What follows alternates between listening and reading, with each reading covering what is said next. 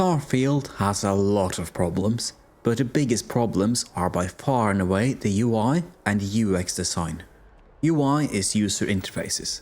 That means menus such as this. This is a horrible menu.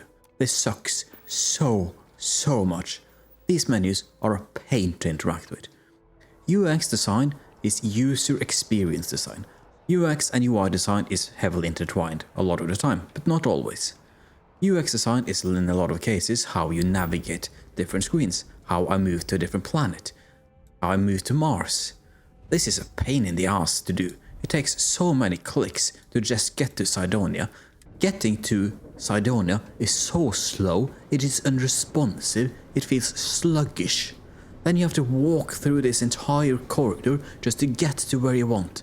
This sucks so much. This is a UX issue, and this is what people say when the game has too many loading screens. The game doesn't have too many loading screens, it is the UX design that is horrible. If you transported yourself from New Atlantis to Cydonia in a couple of clicks, that took a couple of seconds, and then you have to sit through a 5-second loading screen, this wouldn't be an issue. It really wouldn't.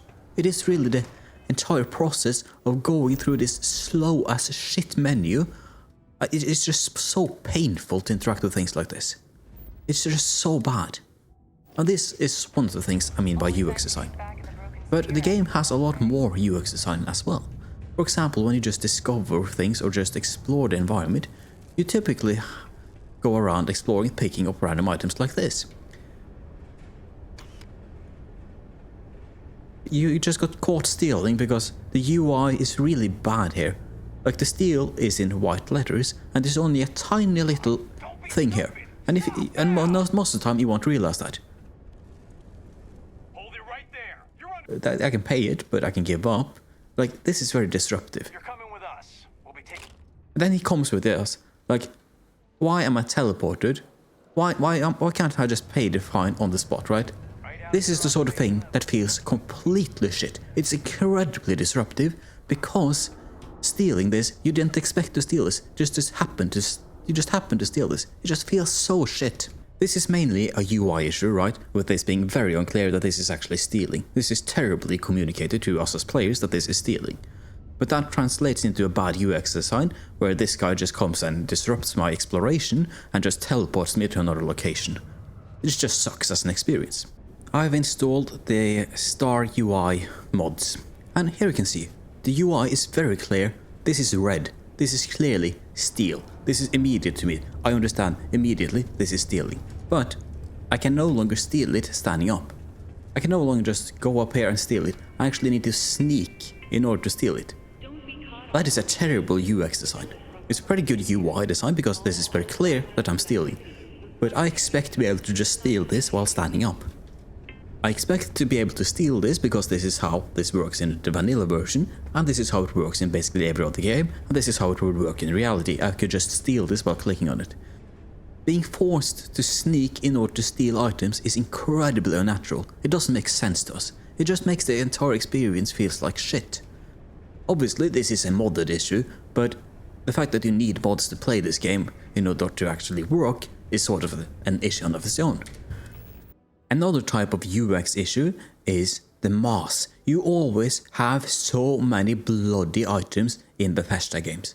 And you can see here, this is a modded version of the winter, way better. But what I want to pay attention to is how much mass I have. I don't really have that much mass on most of the things, except for weapons. I have a lot of weapons, because this game has a shit ton of different types of weapons. It has what? 20 different ammunition types. Because weapons take up such a huge amount of mass alongside the spacesuit, this just means that this limitation of 255 mass just sucks ass to interact with. And this is after I have fully upgraded the skill tree. Every Bethesda game I've ever played has tons of these random items scattered across the levels, but you can't really pick anything up because you never ever has enough carry capacity. And that just feels complete shit to play through. This is the user experience of interacting with Starfield. It just feels utter shit. I hope that you understand what UI is and what UX design is, and how these things are massive issues for the entire game. It's not the loading screens that kills the game, it is not the lack of immersion that kills the game. While these things are certainly issues, the fundamental issue is the UI design and the UX design. It just sucks so much to interact with Starfield as a software. It is so hard to just learn things. The game is so incredibly unresponsive. It just takes so long to do anything. It takes a long time to learn how the game works. And on top of that, it is incredibly inconsistent in terms of how it works. In this video, I want to attempt to try to explain why the UI sucks so much and how to fix it. To some extent, mods fixes a lot of this, but not everything. And I want to explain how the UX design really sucks, and there are so many issues. Because Starfield has so many UI and UX issues, I've had to limit myself. And that is honestly a surprising thing to say when I know that this video is probably about 2 hours long. But frankly, I've just lost interest at this point to make the video longer, and I think it's more than enough to showcase how big of an issue these things are, and showcase how easy, relatively easy, it is to actually fix Starfield as a game. And while Starfield obviously has a lot of other issues such as the resource system, the outpost system, the stealth, you can avoid most of those issues. You can't avoid the UX and UI issues, they're just like a cancer that spreads throughout the entire game. And the sad thing about Starfield is that the game is honestly pretty decent at its core. Like the shooting gameplay, for example, this is pretty solid for a role-playing game set in space. There are few games of this genre that does it this well. Like, it is legitimately pretty solid. It's not like flawless or anything, but it's reasonably good for what this genre usually do. I've tried to structure this video in the sense that the easiest things to fix are at the start, while the more complex issues are at the end of the video. But all of these issues are relatively easily fixable, I think, without actually changing the fundamental gameplay or systems. I encourage you to look at this table of content. This should also be in the description of the video, and just jump between these different topics that interest you. But I'd advise you to start at the beginning of each section and not jump in the middle of them. Pause the video if you need to. I'm going to begin by talking about the maps and missions. Several of the early recordings in this video are from the early playthrough, which means that I didn't understand the game. And that means that there are genuine reactions to a lot of the bullshit that the game does, and a lot of confusion from me as a player. I know that there are multiple quests at the lodge right now, but this map only has the capability of showing a single one. Let's say check another one. Let's say if I do that one. Okay. How does the game actually select which quest should be activated at the lodge? I don't know. I think it is just the latest. But there are no reasons there should be like more quests here. I don't think it just should be above. By the way, the lodge, I think you should have this as a mark. This is a quest, like have an outline on the lodge. And then when I hover over it, to the left, I can't move the mouse, but to the left, below the lodge explored, I just want locate the biosensors to be sensed. Just number 1 quest, number 2 quest, which I think is explore your quarters. Like what is this? I don't know. What is this? I don't know. I don't know what this is, and I don't know. I would very much like a legend. I would like a legend of what every single thing here is. In terms of interacting with the map, the zooming and the moving with the arrows, that works completely fine. That's okay. By utilizing my right click, I can rotate the map. I can go to the right, and I can go to the left. But if you see in the map background, there's a bit of a jagged, like it doesn't rotate smoothly. And that is because I can also go up and down. And that is a stupid decision. You should only have a single axis of rotation here, either to the left and right or up and down. What happens if you go on the diagonal here? That means that the entire map is like you don't have control here anymore, because it sort of goes in both directions to an extent. It's like it goes up, like it goes in, like you see here, this goes in one direction, another direction. So here it sort of goes in 2 different directions, and that means you can see here, just moving here, it goes sort of back and forth. And this is a problem interacting with the map, and the reason you should only have a single axis on the map. Okay, I want to talk about nulls about quarters. Oh, now it shows up. Let's say I remove that. Talk to Vladimir. Oh, suddenly, there's no quests in here. No quest. I would very much like there to be just like actual quest icons down on the left where the Jemison planet icon is. Show me the bloody quests in this room. Because what happens now is that I actually need to go through the map. Can I not look at the New Atlantis map while I'm inside a building in New Atlantis? Are you fucking kidding me? Right now I just want to know what quests are in New Atlantis. Okay. Missions. There's no... I cannot... There's no map here. I can't access a map of the city I'm in from within one of the fucking buildings. Are you fucking kidding me? I might not see that, but if I can't see it, as a problem in of itself. Absolutely, Sarah. Okay, but that means that, okay, I don't know what is inside this building in terms of quest, because there's no indication on my HUD, like just in my visuals, there's no actual like icon above the characters. There's nothing on my compass that showcases that there are things here. That means the only way for me to do this is to locate the biosensors, okay? If I activate that, then I think... Never mind. I thought there was a thing in here. It wasn't. Great example. I didn't know that. I thought it was here. But that means that I know there are something that is in here. Talk to Noel. Oh, suddenly something appears. How in God's name am I supposed to know that this is it's here? Like, I need to have some sort of information from the game. Like, it is actively hiding the fact that this girl is just having a quest for me. It's like, why is it so hard to just access super simple information about this? And I really want to just have all of my quests active, and I'm only shown these 3 icons down in the left corner where the Jemison planet is. Like, am I close to another quest? I don't fucking know.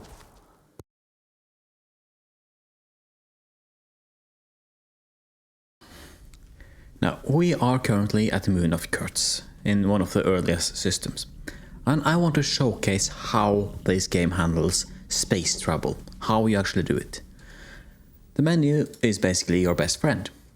All you do when you space fly or transition between systems is you just go to the system, click on some buttons.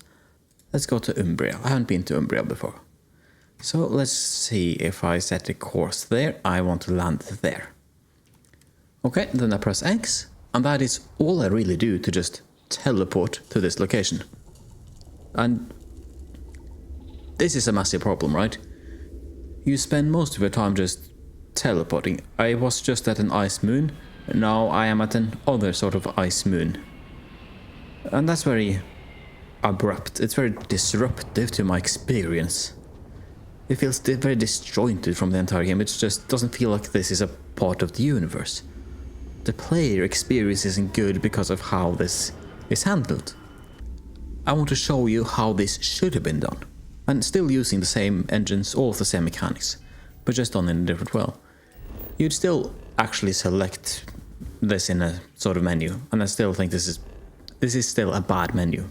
So it doesn't fix a lot of the issues, but I'll come back to the menu thing later. But you'll just do this, and instead of actually teleporting when you land, I want an animation to be played.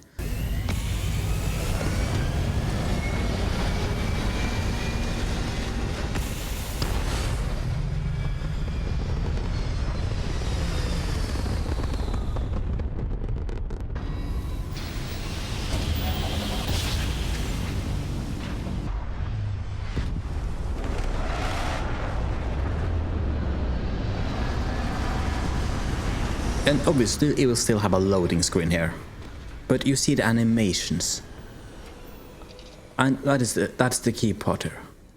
Let's just assume that's the animation to actually land here, and suddenly you have a transition from going to one moon to another moon, and this entire it actually feels like you're traveling to another location. And the only thing that has really changed is that you have animations.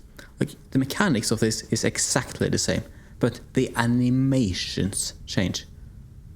Like, it's just such a small thing, but it matters so much for the experience. Like, it is absurd how much better this feels when you actually just look at the animation and just see you take off, you land. It becomes a much more seamless experience. It doesn't get immersive. Seamless and immersion, big different, but seamless is something you want in basically every video game, where you just don't feel suddenly you're here, suddenly you're there. This animation thing just fixes the entire just like disruptive thing, and it's such a simple thing, and doesn't take that long with this animation. It's like, what, 10-15 seconds? And you can just add a skip button if that's a problem for people. This should be on every location where you just see the person actually going from where they are to where they're going. And this is such a simple thing to add, but it adds so much to the entire exploration of these planets. This issue with the teleportation thing is not the same. It's not only an issue in space, it's also an issue for the actual locations you explore. Both the random ones, but also, and maybe especially, the predetermined large locations such as New Atlantis. So what happens now is that I have a quest somewhere else. I know that I don't have finished all of my quests here, but that means that, okay, I have no idea which of these quests I have that I can actually do on New Atlantis. I have no idea. So this quest log or a menu is worthless. The only thing I have here is the map, but that also gives to the top floor or top level instead of actually going into where I am, which is stupid. Let's go here. And this is how you go places. You just take up your menu and you fast travel, then you see a loading screen, and you're magically speaking somewhere else. Okay, I'm in front of that door. Okay, so suddenly there's a lot more things popping up that I can do here. This one, speak to Agent Balo. Okay, speak to Kelton first. Okay, now in a sane world, what you'd actually do is you just like walk over to wherever you're walking. Like, I want to talk to this Plato dude or whatever, and he's somewhere over here. And the way I need to figure that out is that I need to first go into the map, which defaults to the planet for some bizarre reason. Agent Plato. Okay, I don't know exactly where he is. I could try to find him naturally, so let me just try and find him. I might speed up the footage, I might not, but I have no idea where he is. I don't remember the questline here. But this is somewhere where he should be. And I assume that he's over me based on where this is all happening. But there's no indication on the map, right, on the compass, where he is. So I don't see any of the maps I have, sorry, I don't see any of the quests I have currently on, not tracked directly. I can track one quest and one quest only.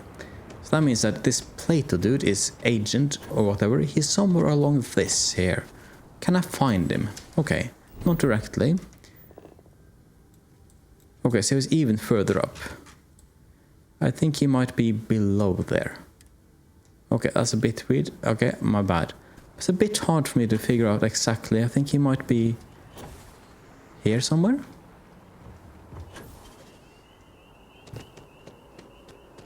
Maybe he's under there. Let's check the map again.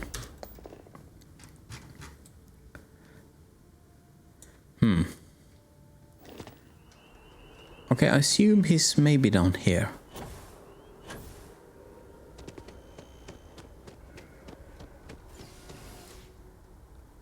Must not station.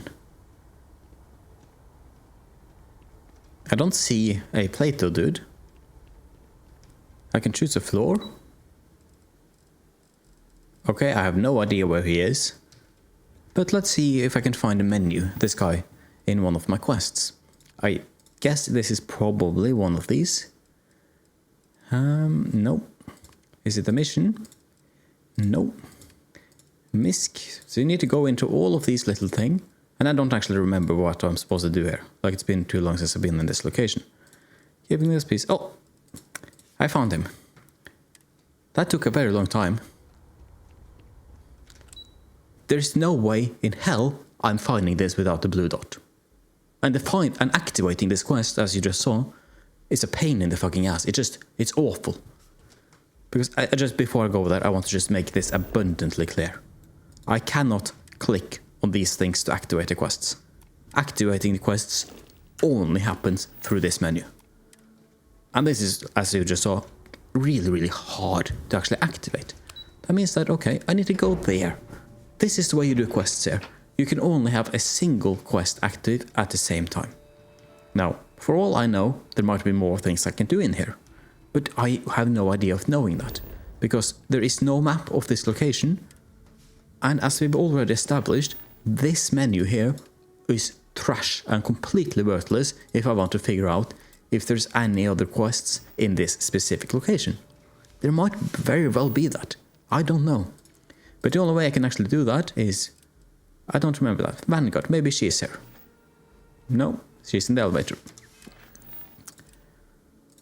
Kelton, who's Kelton? I don't know. Is he up here? No, he's not up here.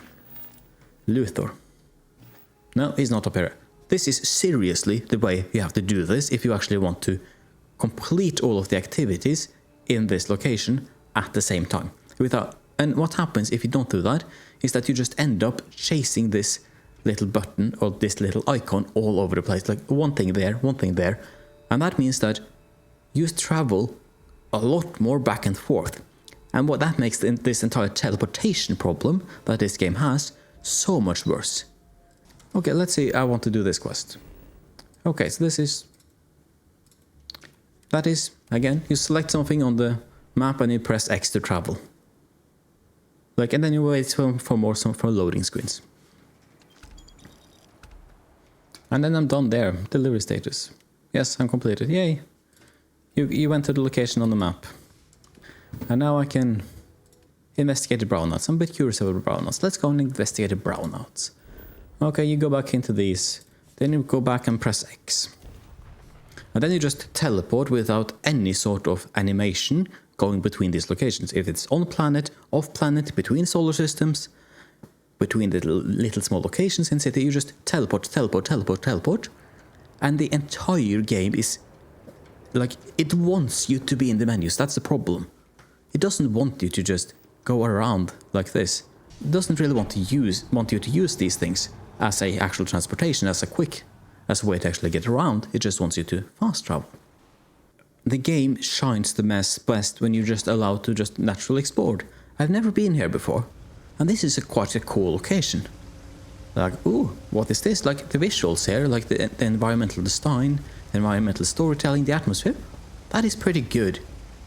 You lose all of this, like the game's probably biggest strengths, and probably Bethesda's game studio's biggest strength as well, the actual world building. That is all lost because of this fast travel bullshit, and the lack of animations between these things, and the lack of good menus that actually allows you to interact with the game directly.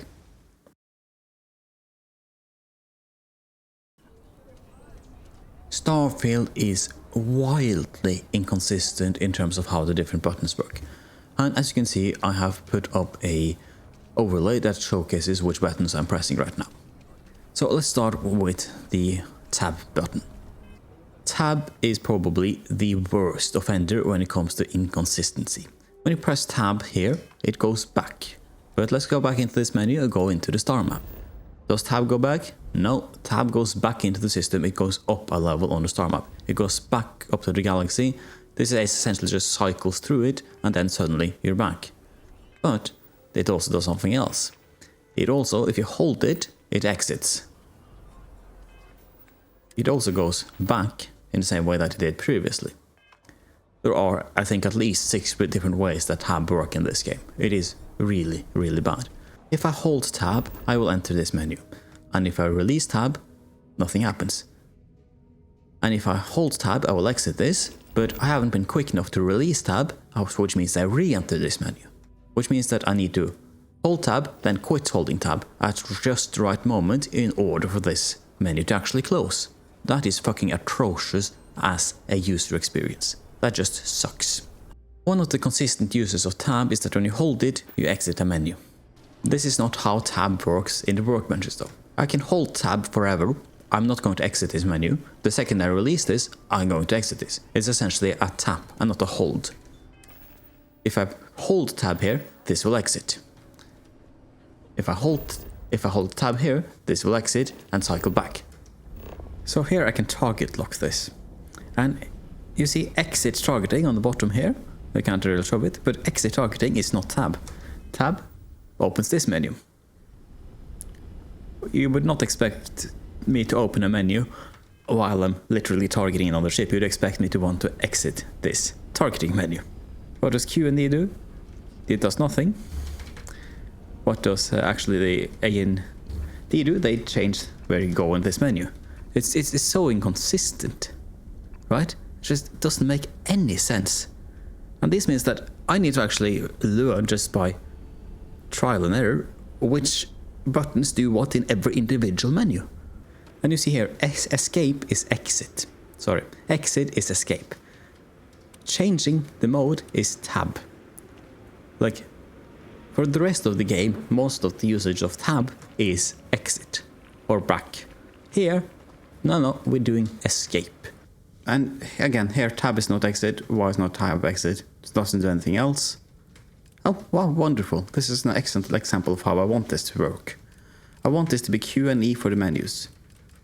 Why is Q and E working here instead of Q and T or just Q? This is the third type of menu this game uses. And now take a photo is just spacebar instead of E or enter. And tab does literally nothing. It's just bloody inconsistent in every capacity.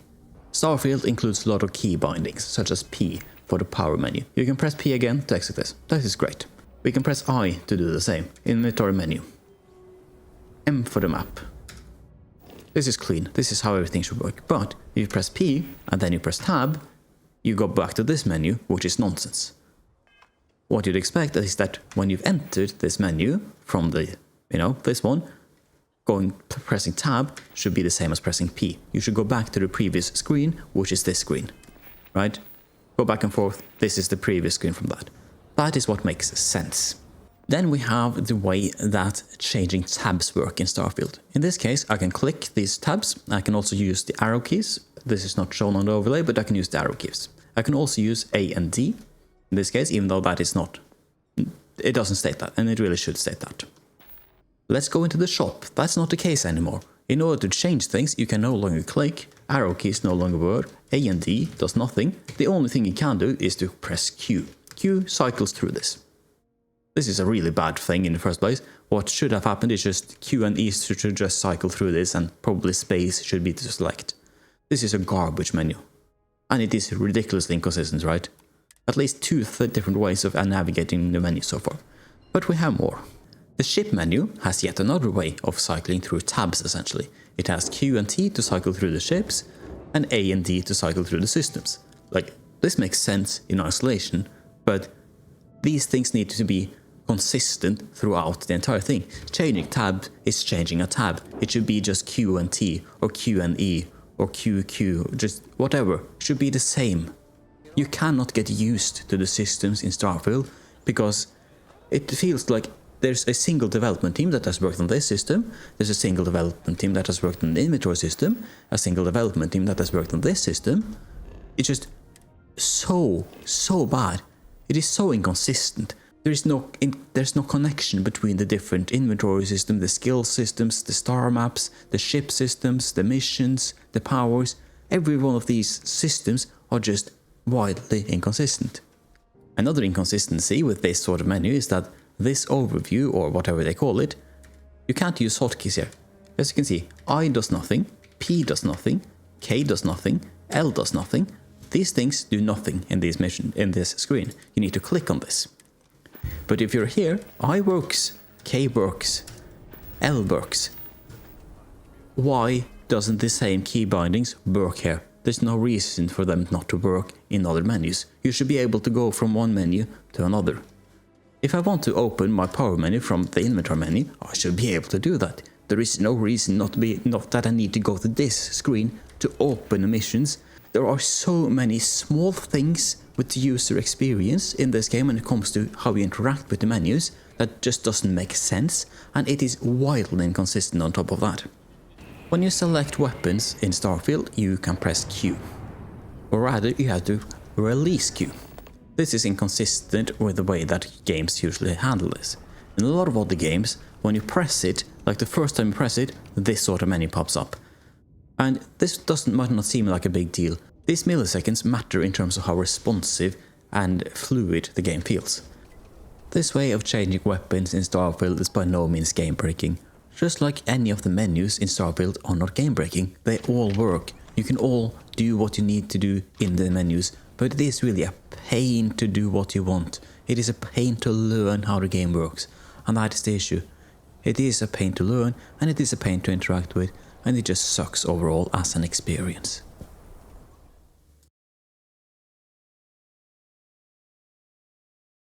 This clip showcases how the looting experience after a combat encounter looks like for a new player that doesn't understand what is valuable, what is not, and how you should actually interact with loot in Starfield.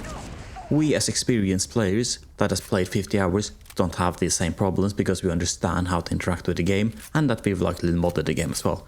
Keep in mind, this is the new player experience in an unmodded version of Starfield.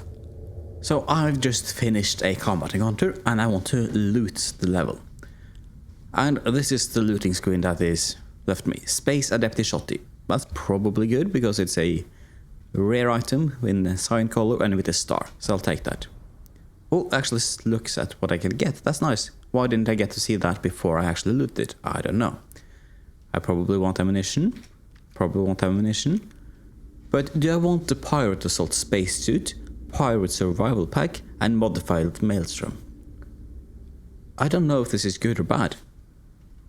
Like, this might be good, might be bad. The only way I can really know is to check, then go into my actual inventory and try to figure out, okay, this is what I just got. Okay, this is junk. That means that I can either select this, it has a value, so I can either select to keep this, or I can just drop it. But the fact that I actually have to go into the menu instead of like just immediately seeing this on the dropout, is it good or is it bad? That is really, really, really bad. So right now I'm exploring for loot. I'm still new to this game, so I don't really understand everything. So this metabolic agent is a crafting thing. How do I know that? I have to read the item description. I would very much like this to just be color coded. Metabolic agent should be like, let's say this should be yellow for crafting. Okay, then it's a crafting element. And you can have this for junk items. Oh, this should be yellow. Immediately I know this is something I can pick up. This is a weapon. This should be a red color, for example. Like these, like what differentiates a utility knife and a combat knife, right? Like I get it, but like for the sake of like both can be used as weapons in theory, but they're different classes of items. Please show me that, right? And right now I'm just trying to search and figure out what can I interact with here. Because none of these items actually show up with an outline around them. And there are so many objects here, like I can easily see that I could pick up these two. And I don't know if I can pick them up or not. It would be really nice to have an outline. And preferably this would be like a slight red outline, and this would be, no, this should be red, and this should be just a grey outline. To indicate that that is a weapon and that is garbage. That would mean that I didn't need to go around just planting my face into everything I come across to learn what I can interact with and what I cannot. This could easily be a crate. Like, I need to learn that because the game doesn't really tell me how it works. Like, I don't understand that yet. Oh, that's a crate, for example. Like, this might be a slight greenish there, but like, okay, I don't know. Is the ham good? Is the orange good? Is the potato good? I don't know. I don't think it's good. I think it just takes up space right now, so don't want that. But that's just assumptions based on description. I don't know if this is like something that's actually good. Component and crafting, that's pretty nice. This is a pistol type that I haven't tried, so I want that. And I want that. But it takes so long to actually figure out where I'm supposed to go here. Dig-a-pig, I think this is a crafting thing, so it's probably good. But the lack of like easy ability to see what I can interact with and what is actually valuable is just so hard to actually understand. I think amp is something that's okay. Right now, so just need to go around and try to collect things from these, whatever seems relevant. Furious Coachman. I have a Coachman in my inventory. I don't know if this is better or worse, so I just had to pick it up. And then I have to do some management later to deal with all of this garbage I'm picking up. So we can restore that, but I needed a second to figure out that I could interact with that in the way. And now that should just have been green. Okay, fire extinguisher, that should immediately be grey because it's just garbage, it's just to sell. Ammo should have its own color to just like indicate this is something I should have. Okay, this is a crafting component. Okay, that should be, what did I say, yellow. This is probably crafting, I think, as well. Okay, this is garbage, garbage. Can't interact with that. Can't interact with that. Nope. I don't know, this could easily be in something, but no. I need to read every single thing to just realize, is it good, is it bad? Okay, this should just be green to indicate that I can eat it to restore health for something. You could also easily have symbols next to this, like melee, this is pretty okay, because you immediately see the explosion symbol here. That's good, I like that. But here, that could easily have some symbol next to a tab grade rheostat to actually indicate this is a crafting component. And this is a pretty good example I find. Weapon case shows that it is a caseless shotgun shell and coachman, okay? But this, when I actually look at it, this is what I want to have when I look into this menu. I want this information to be shown in this menu. And that's a bit weird as well. How many shotgun shells are in this? It states that in this menu, but not when you directly look at the item. It is so bloody inconsistent. Right now, this item, for example, I thought I could interact with that, because most of the other small things here I can interact with, but not that one apparently. And this is like easily something I could confuse for a component in crafting, right? But this isn't doing that. So like this is on the point of why you need it, because the environment isn't clear enough in terms of like showcasing what you can interact with and what. I think you should be able to interact with that, but you can't. And what this actually leads to is that I'm just going around pulling my cursor above everything that I can possibly interact with, and I'm not really paying attention to, you know, the blood and the environmental storytelling that is going on. That is actually pretty cool. Like, genuinely, this location could be pretty cool, but I haven't paid attention to it at all, because I have such a massive focus on trying to figure out what can I interact with, what is valuable for me here, instead of just looking at this as an actual environment and a pirate hideout. And these boxes are looted, they should be open to indicate that they are looted. Because there is so much junk that a player can pick up in Starfield, and that a player, especially a new player, wants to understand what is valuable and what is not, the game needs a solid inventory management system that makes sure that the player understands this is junk items, these are good items to sell, and these are items you should keep. That is of course not the case. This inventory management system is garbage as well. The inventory management system in Starfield, alongside the shops, are quite bad. They lack a lot of features, and they're really hard to actually, when you've picked up a new weapon such as this, I have a very hard time to actually realize which of these weapons are good and which of these weapons are actually bad. I've paused this video in editing to make sure that you understand what you're about to watch. This is a very painful clip to watch, because this is basically 5 minutes plus of me as a new player trying to figure out what I should sell and what I should keep, and how this system is awful to interact with. I think it is boring to watch. It is valuable to understand how bad Starfield is at the inventory management, but if you get bored of this and you understand the point, skip ahead. So this has a damage ranking on it, but damage is basically worthless because, you know, we need to actually do the fire rate as well. So 48 times 112, that seems to be quite good. I don't want to do the math in my head because I'm lazy, but that seems to be way better than the advanced solstice.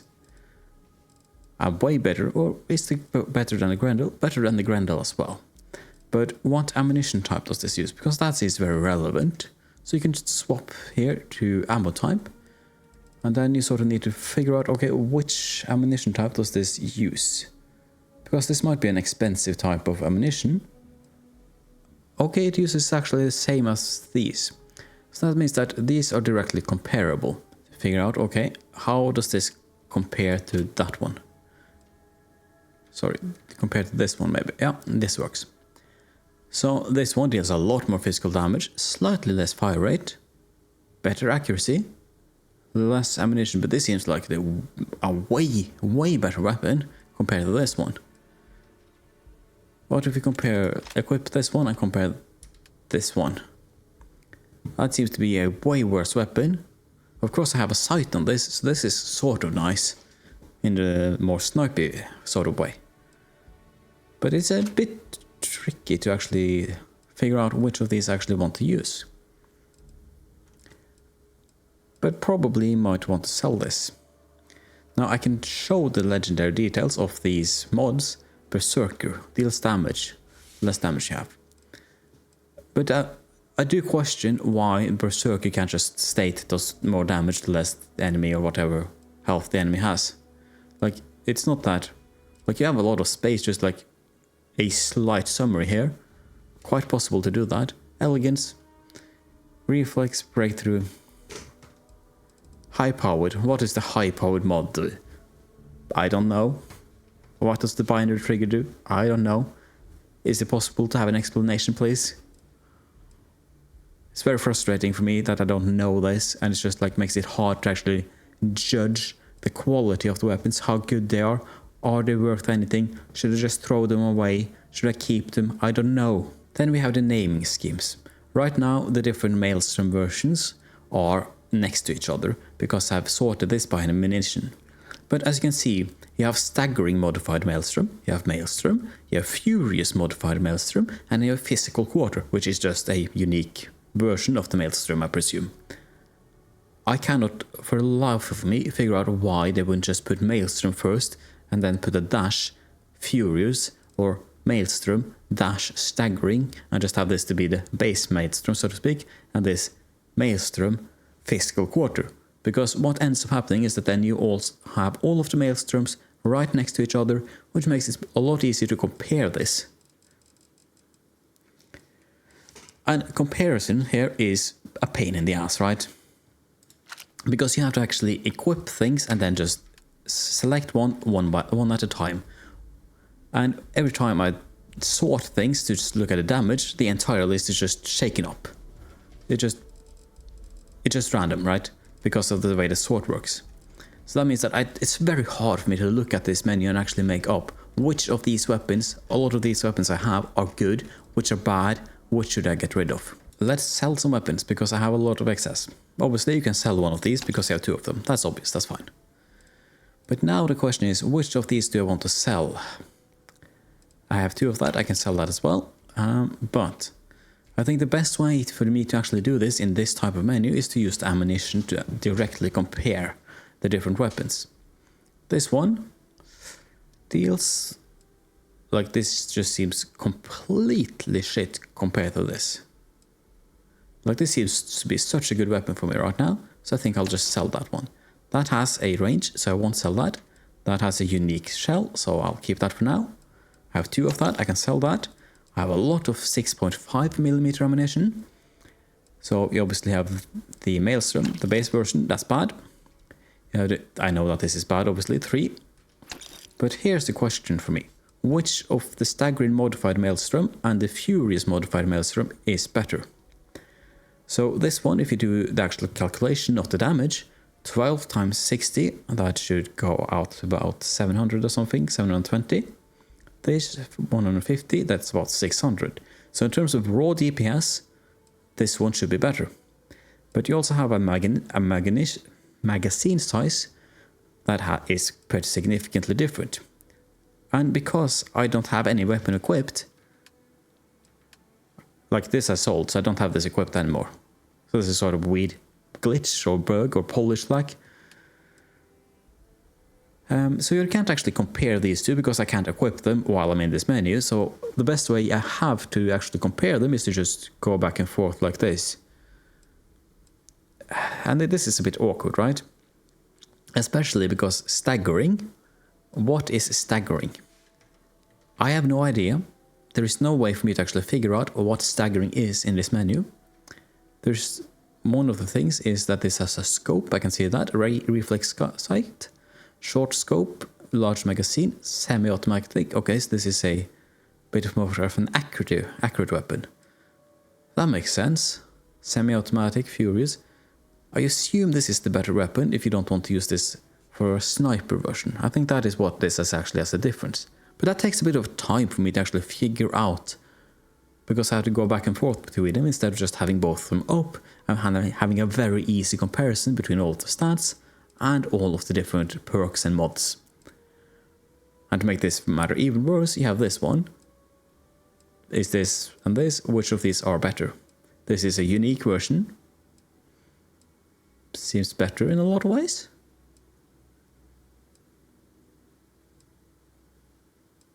But going back and forth like this is, I think, legitimately the best way you can actually compare the stats of these weapons, unless I want to do this. I can of course do this.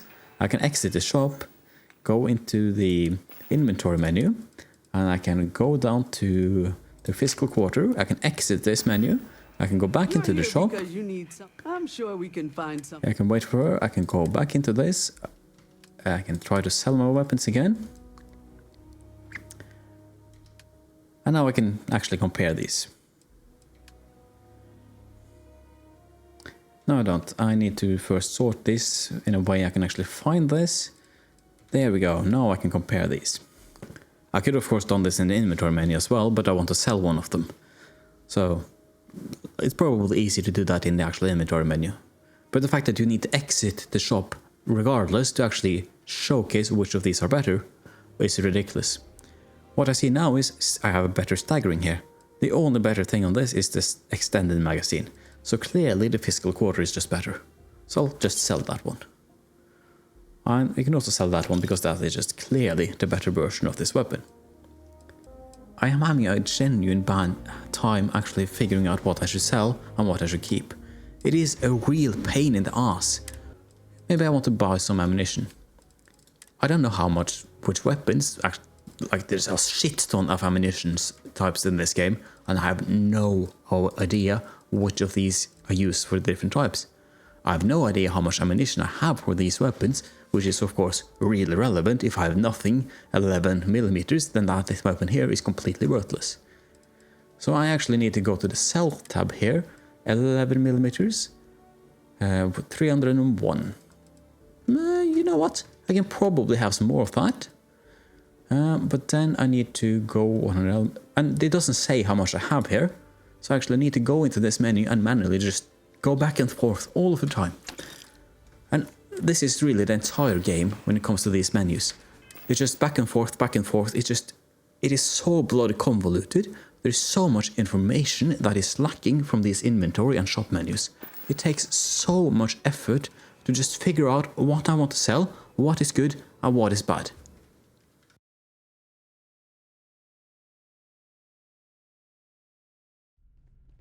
I want to talk a bit about the Outpost system in Starfield and the planet system and the resources as well, I suppose. On the right side of the screen you can select which type of buildings you do have with set to see.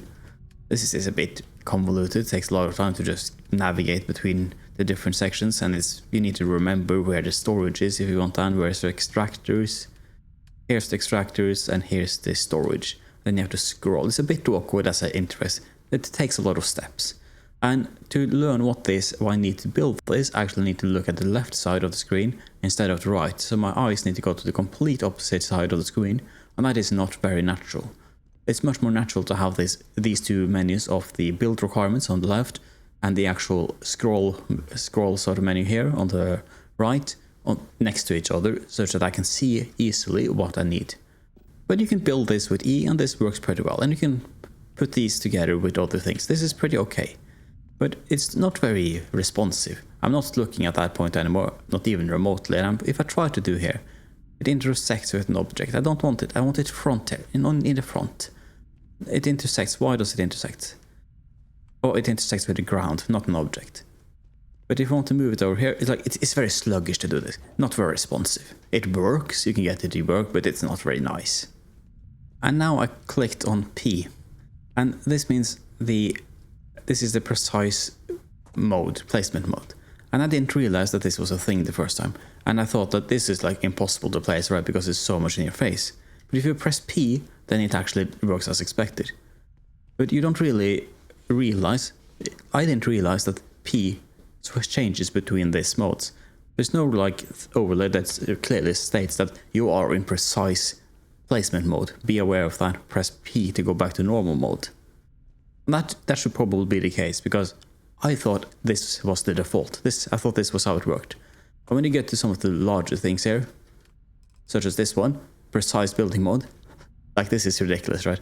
This is completely unusable. So unless you know that these two things are different and that you actually have this as an option for first person placement mode, that is garbage as an experience, right?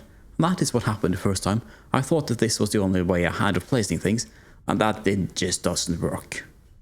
In addition to first person placement mode, we also have top down. And, you know, I appreciate having multiple modes, but this just has a very odd control scheme. The way you zoom here is that you use your mouse to drag it back and push it forward, and you rotate by pushing the mouse to the right side and pushing the mouse to the left side. This is ridiculously weird as a control scheme. Normally, like, the instinctive thing to do is to use the scroll wheel, and then you just suddenly change between these things, and then the zoom is just changed with that, and that's incredibly awkward. The main problem is really that Starfield uses a different control scheme here compared to basically every other type of control scheme you use on a computer. You need to be somewhat consistent with how other things do things, unless you have a very good reason not to do that. Rotating these objects, you typically would use a Q and E in a lot of games. For example, Satisfactory I think uses Q and E to rotate. I'm not sure about that, but I'm quite sure they use a keyboard binding. And that I think is the correct thing. Here you use the mouse left or mouse 2. And that is a bit odd, honestly, as a way to actually rotate the thing. And to make matters worse with this rotation thing, this is a ridiculous speed. If you try to place things if I try to place this in exact the same grid orientation as my containers, this is basically impossible, because I don't have control here. And there's no, as far as I can tell, no possibility of using a grid to really place things in a way that is satisfying to my eyes. I want this to be clean. Starfield does not let me build a clean base easily. It is really hard. It works when you snap the containers to each other, then this works, but it needs to be snapped, and that isn't really what I'm looking for. As bad as it is to interact with a lot of these systems, the worst part is just that it's just really hard to understand what is the bloody point of it. What's the point? Obviously, I can build a neat little outpost, and I can get some free resources such as aluminum and iron, and I can use a fabricator to fabricate these adaptive frames for free, and I can have my little house here with workbenches and research outposts and so forth. And this is cool, just to have a little base of my own that I can, customize and make my own. But what's the point? Then you have the entire way that this resource system works, which is just weird. That iron only exists on one location, and that helium-3 exists on another, and aluminum exists on another. That means that you sort of need to find the overlapping zones, and as you can see, I've tried several times to find an overlapping zone. And that just feels really awkward to play through. Like, I just don't understand what's the point of all of these planets. They don't seem to serve any point. The game hasn't taught me what I'm supposed to do here. At all.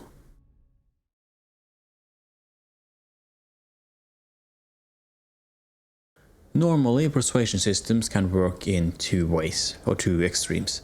One extreme is that every one of these options here, they have been predetermined outcomes. This one, for example, might be 100% successful, and this one might be 100% failure.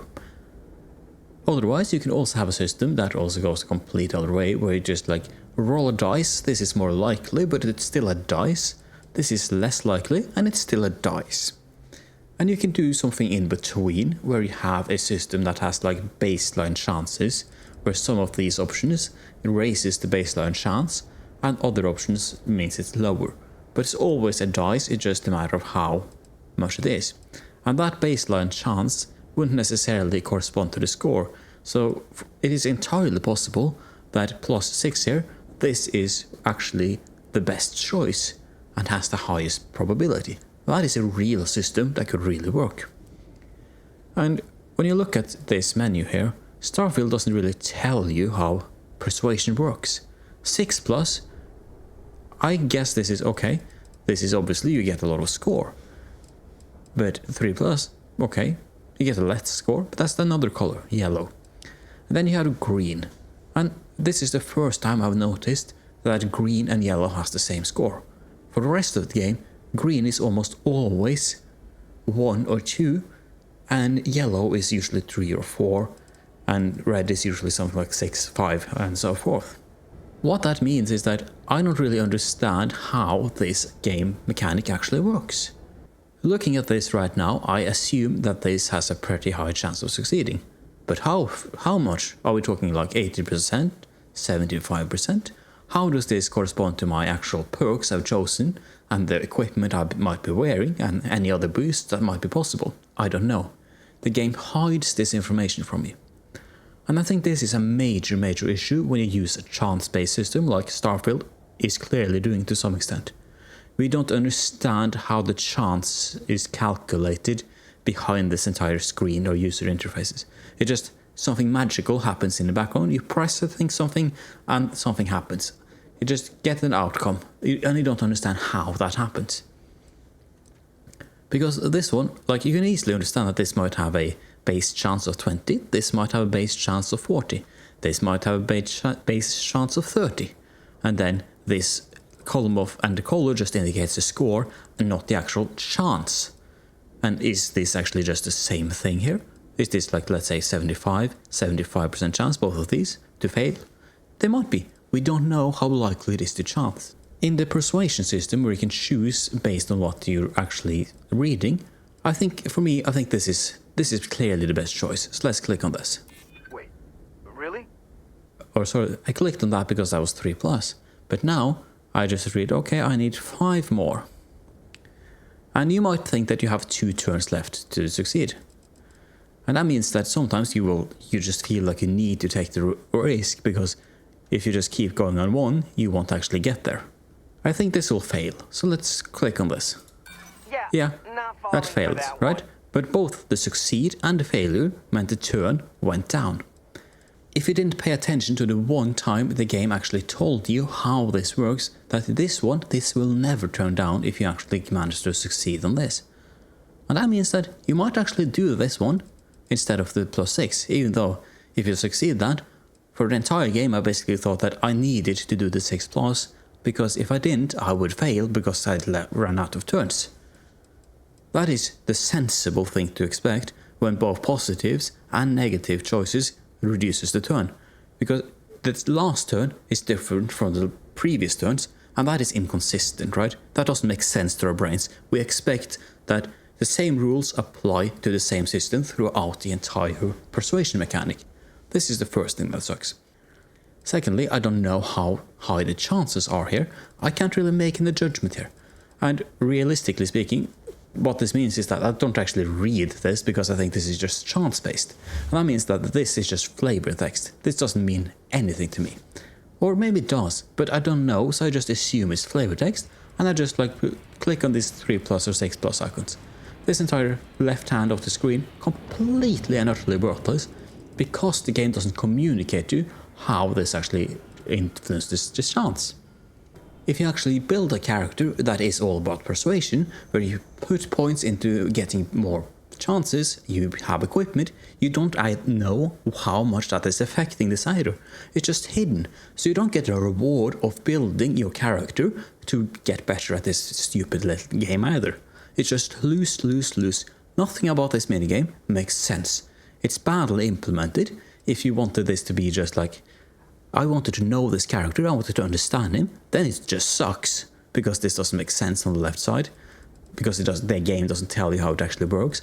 And if you want it to be chance-based in any capacity, large or small, then this doesn't make sense, because the game isn't forthcoming with how this mechanic actually works on the systems level. You don't actually understand how this chance is calculated and what the different chances are.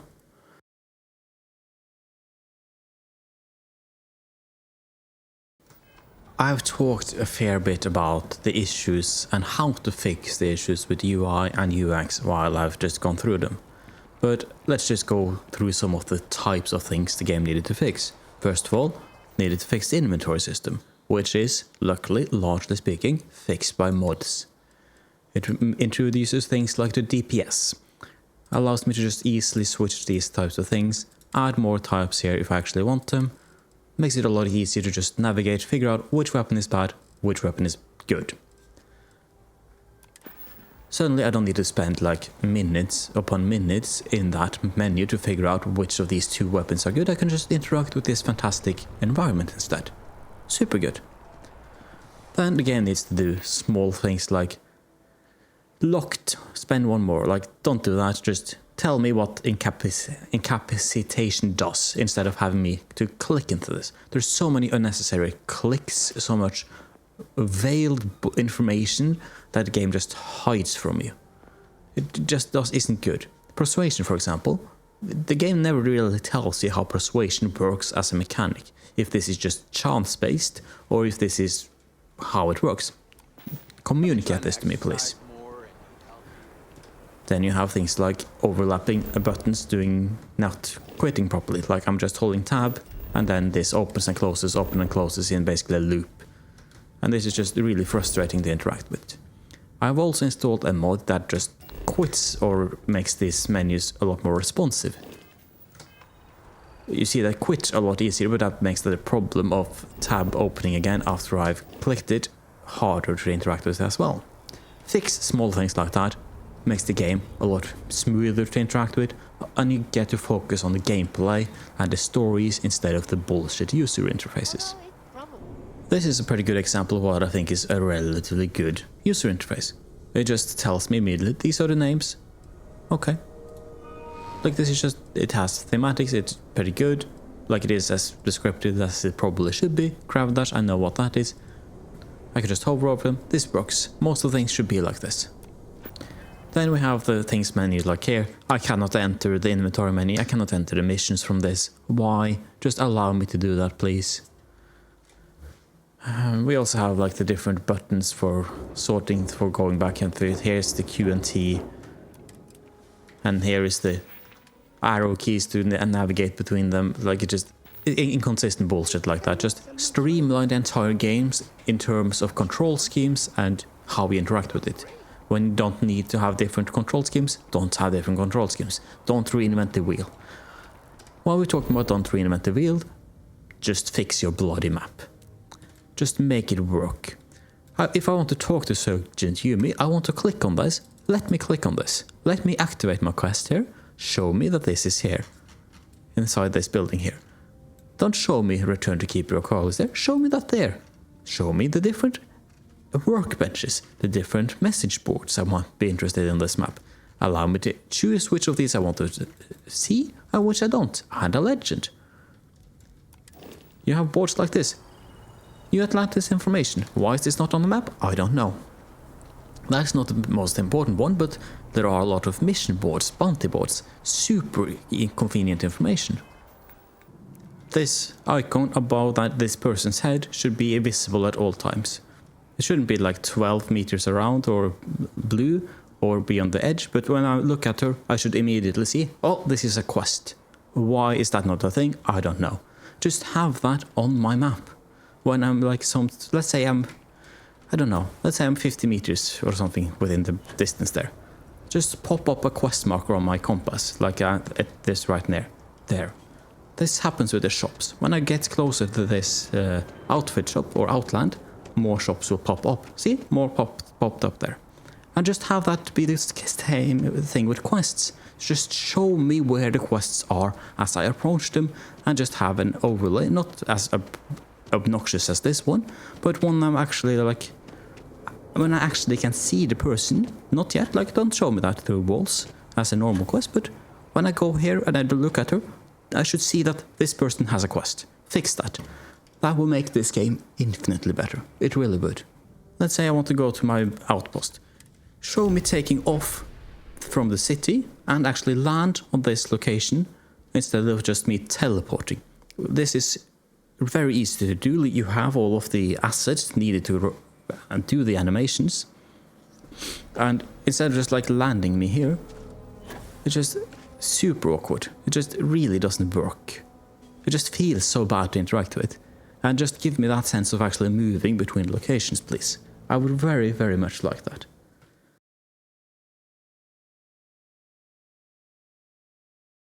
This is the first time I'm really interacting with the ship thing, with ship menus. And I'm not really understanding how all of these things work.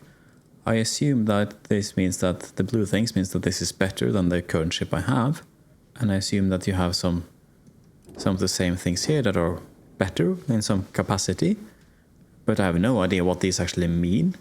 Reactor A, jump light. I don't know which of these are actually significant for my use case. At all. I don't know what MSL means. I don't know what any of this means, and this menu does not actually tell me that. I'm just very, very, very confused about what all of these stats mean. You have cargo capacity, so this is much bigger in terms of cargo capacity. The other ones are pretty small. And this is how the game teaches you. It always uses these text boxes. Ship upgrade mode allows you to make improvements to your ship without needing to worry about where modules should be placed. That is implicitly like I sometimes need to worry about where the improvements should be placed. I don't really understand the relevancy of right now for me where the improvements are placed. Is that relevant? You haven't really told me. Some upgrades may have level or skill requirement, sure. Multiple upgrades can be made and their cost will be added at the end of the session. Okay, fine, that's intuitive, that makes sense. This first one, improvement to your ship without worrying about where the modules should be placed. This doesn't really make sense for someone that is new coming into this game. I don't really understand what it's actually saying. Okay, so you have the... Okay, I don't understand. How do you... I don't understand. The cancel is tab. Okay. Next category is A, D.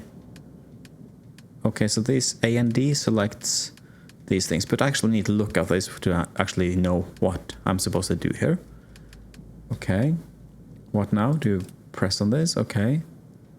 I would assume you have press up and down. A and D.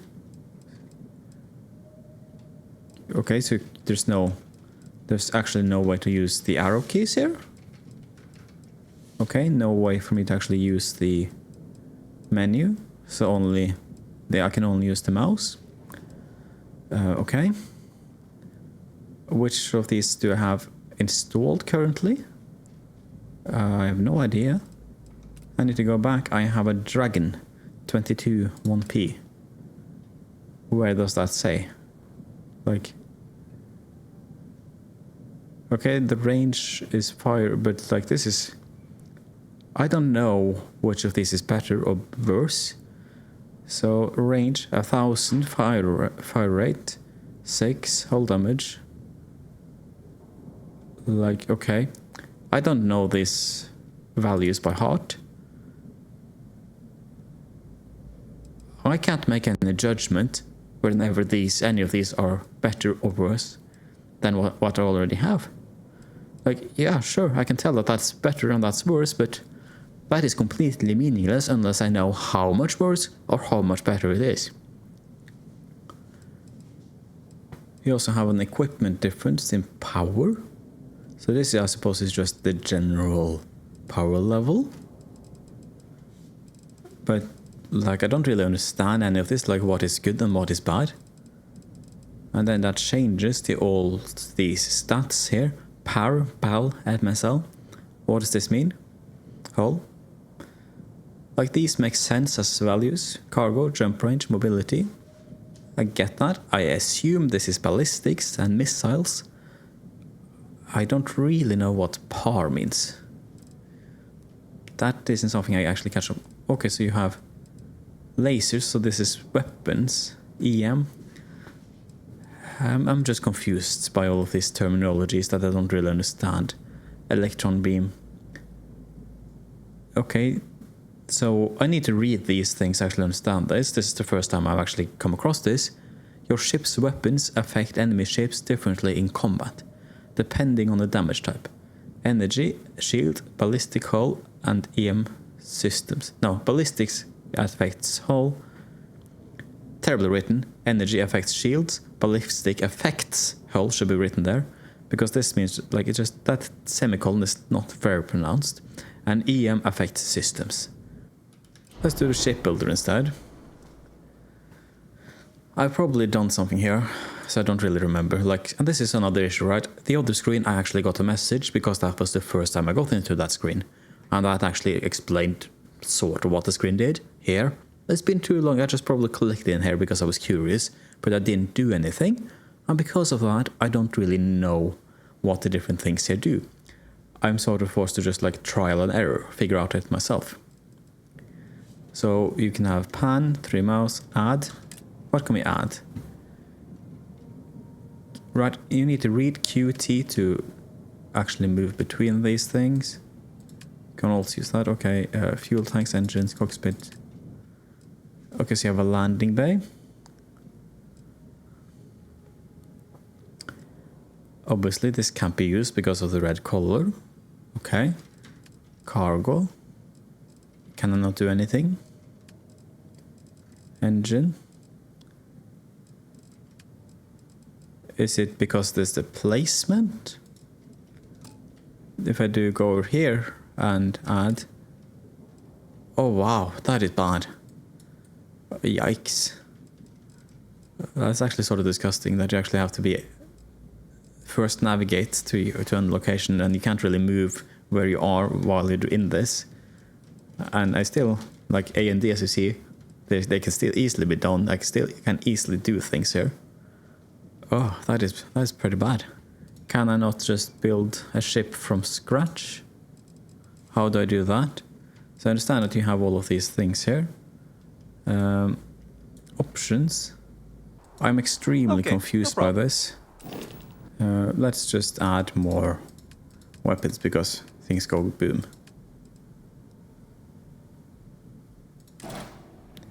Okay, let's see how we can move this then.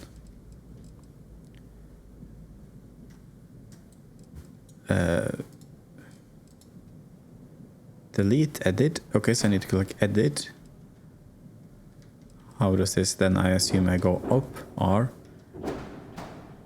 Or is it? No, that snaps. Okay, that is nice. So it snaps to one of these locations here. One error. There's too much mass. How do I fix that then? Okay, if you add maybe some more engines. I assume that's the thing here. Dockers. I don't know what a docker... Engines.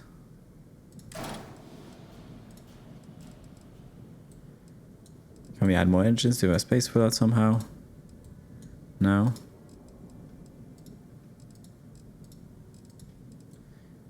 I don't understand why I didn't have enough mass.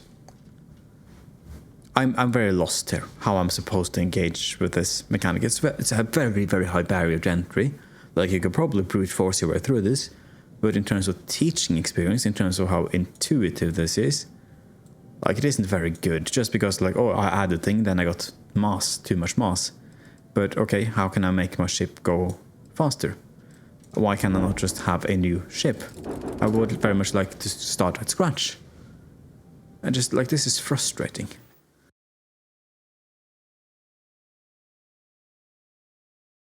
In the previous section of this video, I have showcased how confused I was initially when I interacted with this shipbuilder mechanic. Now, I want to show you how I want this to be handled. I can't do it exactly, but I can show it roughly speaking how I'd do it.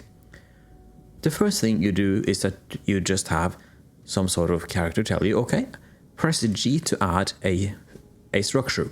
And you probably want to start with a bay.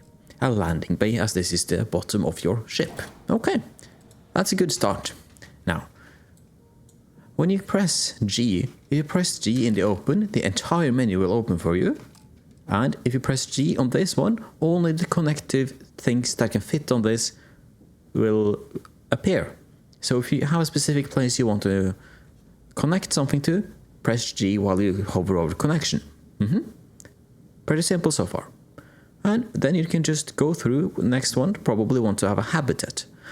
Now, which one? In a real, like if you actually thought this game to the player, you'd just have one or two of these.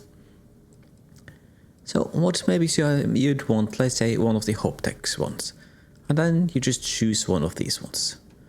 I very much like the armory. I think the armory is cool. So let's add the armory here. Okay. The next thing you probably want to do, that's pretty important, is that you want to have some sort of landing gear. As you can see, there are thrusters on these landing gear, and this is important. Each of these thrusters can carry 200 mass. That means that this thruster can carry 200 mass, and you need 4 of these for 800 mass, but this single one can carry 800 mass.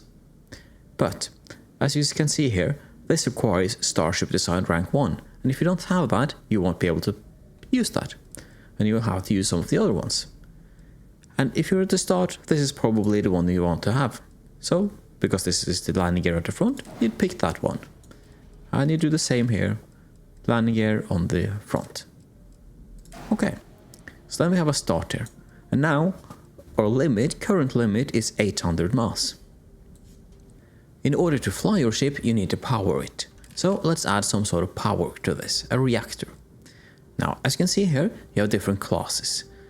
A class, everyone can fly. B class, you need a skill for that. And C class, you also need a skill for that. So let's start with A class one. And they have different power levels. And I would just take the best one I can because I can afford it. So, and then you can just try and drag it into the correct position. Might be a bit tricky sometimes, but just do that. Once you place your reactor, you also want to have the ability to move between the stars using a grav drive. I don't actually know what is a good grav drive, so this is something the game should have taught me. So I'll just take the cheapest one because I don't care. The next thing you want to have on your ship is some fuel tank in order to fuel your grav drive. The larger the fuel, the larger the fuel size of the tank, the larger you can go in one trip. And obviously, you can have more of these if you want to. So we can select one of these, and here's a good example to showcase how you can copy things. You can select Control and press G to duplicate this item, and you can press Z to flip it over. Now we have all we need to travel between the stars, but of course we need something more as well. We need a cockpit. So let's add that. I would like the cockpit to go here.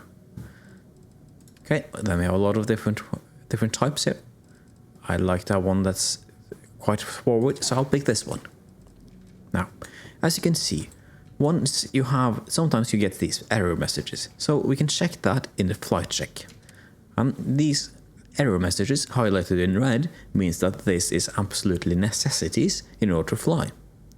Now, the landing bay needs to be connected to the cockpit. It currently isn't, so that's a problem. And we also have too few engines, and we're missing a docker. In order to dock with other ships, you need an actual dock equipment. So I would like to have this here. So let's see, dockers. Now, this is important. These needs to be placed either on the very top or very bottom of your ship. Most of them is on the top of your ship. And if anything builds over here, you will not be able to use this. That's important. This always needs to be on the top. We have 2 different main types of engines. One of these, which are usually stranded on top. But as you can see, you need to actually use the R and F button to select which level these are at. This one is highlighted on the top of your ship. And these ones are at the side. And they obviously need quite a bit of space. They're quite chunky engines. If you recall what I just said earlier on this being needed to be on the top. Docker module needs to be outside of the edge of the ship. That means you cannot have this here. And in order to remove this, we can press delete. And now the ship is functional. Of course, there are still warnings that we need to address, but this ship is functional. It will fly. We need weapons. And we would also like to add probably more engines and a shield. This is a very bad ship. It can move about, but it cannot really do anything else than that. This game has 3 different weapons. We have energy that affects the shields, which are these type of lasers. You have the ballistics, such as these autocannons, that affect the hull, and EM, which affects the systems. Because we don't have more space for weapons on this ship, we need to add spaces where we can add more weapons. For example, I can add a wing on the side to actually allow me to attach weapons to it. The best way for me to do this is to hover over where I wanted the wing to go, press G and try to find a wing. This one, for example, I can then try to select this one and find a weapon. Maybe I have a missile launcher. Now, we have 3 different types of weapons here. And you can only have 3 different types of weapons. These needs to be identical. If I add a 4th type of weapon here, doesn't matter if it's another missile launcher, whatever it is, these needs to be identical. We can have several copies of these things, but they need to be identical. This is okay, but a different type of autocannon would not be okay. That is extremely important. These weapons currently can't work, because we have not assigned these weapons to a group. These weapons needs to be assigned, and this will depend on which buttons you press. So I think W0 means that this is the left mouse button, and W1 means the right mouse button, and this one means G. Now we have a functional ship. It has everything you need, but as you can see, the cargo is quite low here. And there's a lot else we can also add, but let's deal with the cargo. You probably want more cargo for this vessel. So let's see what the options are. So we can go into the cargo here, and we have lots of different types of cargo. Some are quite big. As you can see, this is humongous. This will be quite cool, maybe. Here is the shielded cargo, and this is not a shielded cargo. And if you want to smuggle things, you really want a shielded type of cargo. That is very, very important. Now, this is, as you can see, space matters. You need to be able to fit these, because these engines are quite big. Which means, okay, let's try to figure out if we can find another type of shielded cargo that fits here. This one, for example, I would like one of the bigger ones. Let's do that one. And let's try to flip this on the other side as well. And now we have a lot of cargo. We also have the ability to just add different types of aesthetics, essentially. Maybe we want some sort of, let's see, this one. This looks cool, right?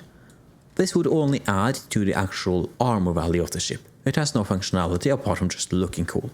And there's a lot of things like you can do here. You can also go into this and change the colors of this ship.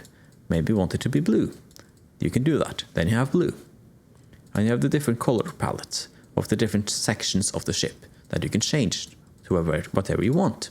Okay, so we are finished with this shipbuilding, roughly speaking. So we can exit now. We can accept. There are some decoration. Yeah, but accept this. Okay, this is now our new ship. Great. I really hope you understand how important it is that these tutorials exist in the game. When you deal with complex systems like this, that a player can spend a lot of time in, and this shipbuilding thing is super important through the actual late game experience, and in general a lot of the actual gameplay. Like, you don't get to interact with smuggling unless you understand this.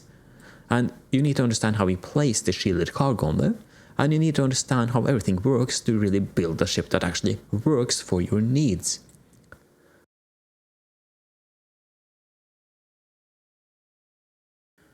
This tree has a lot of issues with it. Right now I'm about level 30, and it's only at this point where I'm sort of beginning to have enough points to pick things I actually want. There are so many skills in this tree, such as target control systems, that unlocks things like target ship functionality, target engines for example, to advanced hacking, actually be able to hack things. Piloting, thrusters. Then you have the boost pack training that utilizes boost packs. All 4 of those, the first one of each of these should not have been a skill. I should just get that for free when I start. In addition, things like surveying, this is complete and utter garbage as a skill. The only reason I put things into it was because I wanted Assume, but Assume is fucking pathetic. That's all I get. This is all the zoom level you get from that first. Like this is an actual joke. So this is a joke upgrade. You should just get this entire thing for free. And right now I have a scan distance of 20 meters. When you get to rank 4, you have a 40 meters. This is the max distance you can scan things at. That feels probably fair, but right now I have to walk basically up to this point. But if I didn't have this upgrade, I would need to be this close to scan this thing. And that is obnoxious. That's a terrible, terrible experience. There's no reason for you to need to be that close. Like 50 meters, that feels like a good distance. And it's really ridiculous that you actually need an upgrade in this tree to get what is essentially a quality of life feature. That is what this is, a quality of life feature. The weightlifting is also a quality of life feature. And when you consider how much garbage Bethesda puts in the game and how hard it is to understand what you should pick up, what you should drop, and how much time you spent using these menus as a management, having weight is such a big deal. I'm using this spacesuit for the sole purpose of actually getting this 40% capacity of carrying things.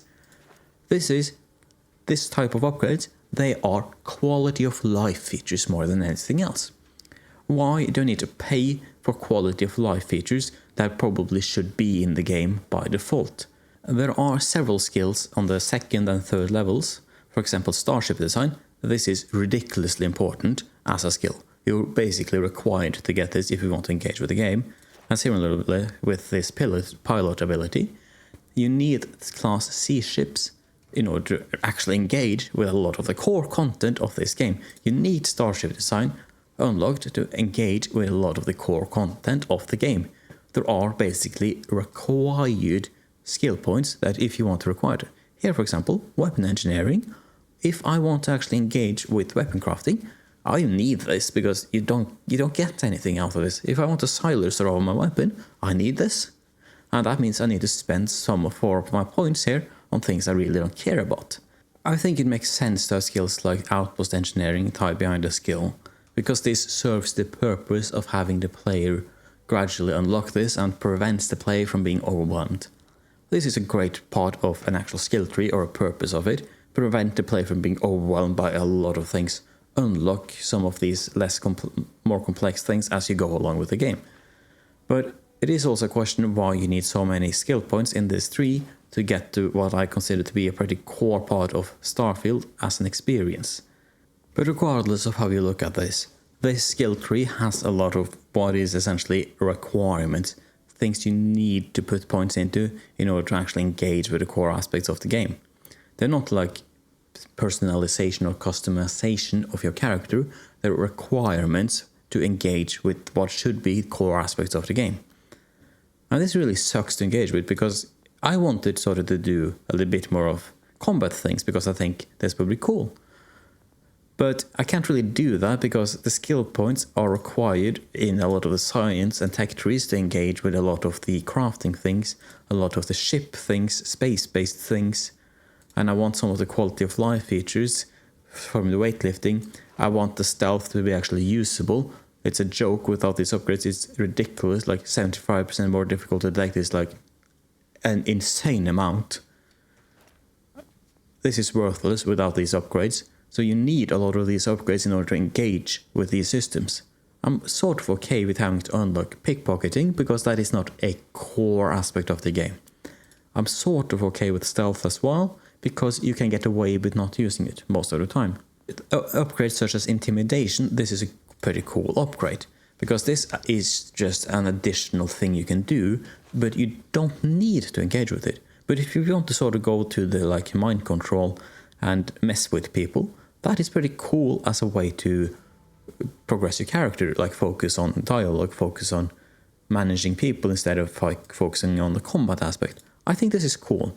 And likewise, I think that is pretty cool that you have a lot of upgrades for the combat that just, okay, you want to be a pistol dude, here you go, pistols for you. But I think that things that the melee weapon does is way better. When you actually have different effects, that actually changes how you can interact with the game. With healing you, for example, that's very, very nice. I would very much like that. And this changes how you play the game, how you interact with it, and that changes the experience. And this is one of the great things about a skill tree, in my opinion, that you can choose to focus on a couple of these things and mold your character to your own preferences. I love that aspect. If you want to do unarmed fighting, you can do boxing, for example. This is really cool. I like this. Which is why it sucks so much that science and tech trees basically has, I don't know how many points, but they have a lot of points that are more or less mandatory for the players to actually have. There are so many of these, especially early on, that just feels really bad not to have. Like the fact that you can't use ship thrusters without this upgrade is ridiculous. This should be a core aspect the second you start. There's no reason for this. And the issue is that this just sucks to interact with because I cannot interact with the part I want. I'm required to interact with the things that gives me actual unlocks that I need to engage with the core progression systems of the game, a lot of which is like the workbenches, a lot of which is outpost engineering, a lot of this is starship building.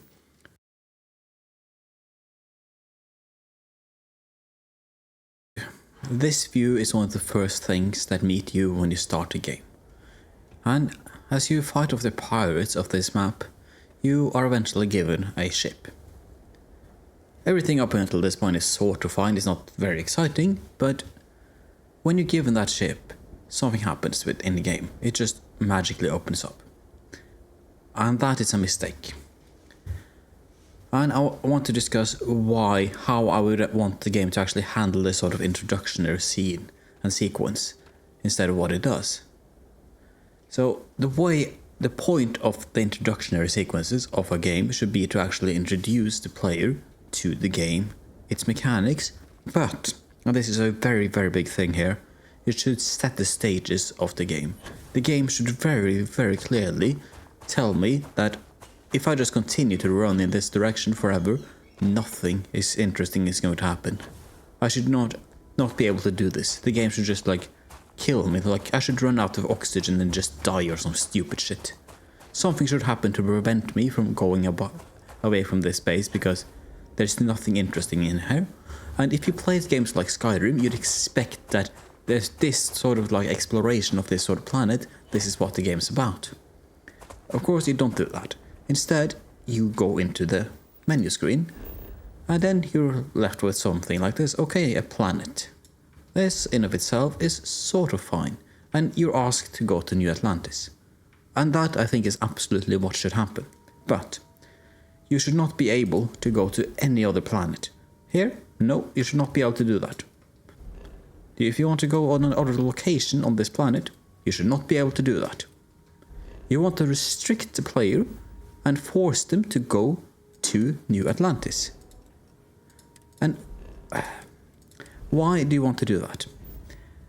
You want to, number one, you want to teach the game player about the game. That's number one. But even more importantly, you want to make sure that the player understands exploration into the unknown and just going to random planets and just landing on random locations. That is not something you should do. Don't do that. This is where you want to be. You want to be in a large hub. You want to be in New Atlantis.